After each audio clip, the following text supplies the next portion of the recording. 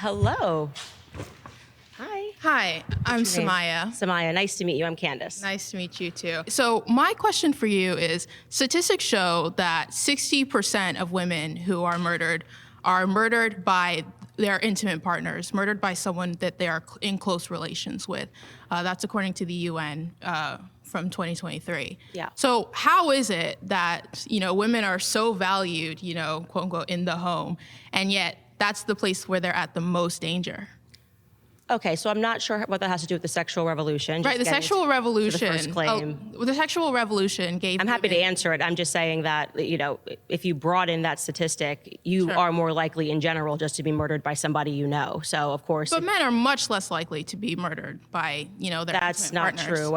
Yes, Yes, it is. Yeah, I'm sure, because men are less likely to be murdered by women. Full stop. Yeah. Exactly. So that statistic makes sense to me.